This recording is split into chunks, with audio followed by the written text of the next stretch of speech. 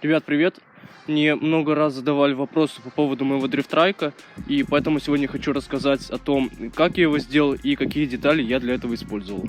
А началось все с того, что я захотел построить какой-нибудь мопед или мотоцикл, но к конструкции трицикл я пришел не сразу. Изначально у меня была рама от Салюта, колеса от детского велосипеда, а также бензопила Дружба. Пилу я почистил, собрал и поставил на велосипед при помощи алюминиевых уголков. Их соединил болтами, но эта конструкция оказалась крайне ненадежной. Цепь от двигателя постоянно слетала, и во время каждой поездки мопед ломался. Именно поэтому я на него забил, и он простоял до следующего года. Но уже весной на основе бензопилы мы с другом построили жалкую пародию на квадроцикл.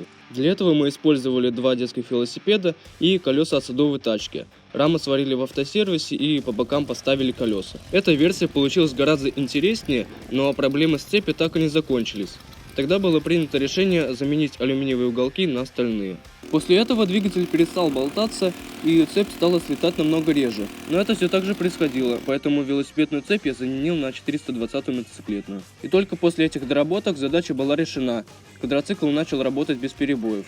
Но не прошло и месяца, как он развалился на две части. Тогда задняя рама с двигателем была отсоединена от передней, все рулевое управление также было переставлено, так получился мотоцикл.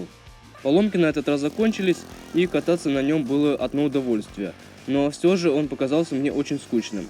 В тот момент я вспомнил о сломанной газонокосилке и подумал, что будет хорошо, если объединить этот корпус с моим мопедом. Не имея никаких чертежей, я начал варить раму, попутно примеряя ее под кузов. Именно она послужила основой для будущего трайка. Были установлены задние колеса, сделано рулевое управление, а также каркас, на котором можно было сидеть. Конструкция получилась интересной, но крайне непрактичной. Колеса постоянно проворачивались, центр тяжести был слишком высоким, а руль мало того, что был неудобным, так еще часто ломался. Но вскоре все эти недуги были устранены. Два передних колеса от самоката я заменил на одно от детского велосипеда, а сиденье поставил прямо над задними колесами, что устранило возможность возникновения бурнаута, а также улучшило управление. Таким образом и получился дрифтрайк. Его рама сварена из квадратного профиля 40 на 40 и уголка 30 на 30. Двигатель был усовершенствован путем замены стандартного карбюратора на карбюратор от Альфа 110 кубов. Его я установил при помощи самодельного переходника, после чего бензопила начала нормально заводиться, держать обороты, а также уменьшился расход топлива. Спереди пилу я закрепил при помощи двух болтов. Сзади использовал скобу.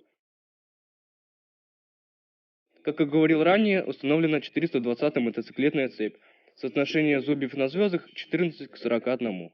Ведущая приварена к стандартной звезде бензопилы, ведомая расположена на пластине 4 мм. В качестве оси использовал шпильку 16 мм, а также подходящую по внутреннему диаметру оцинкованную трубу. Шпильку забил внутрь.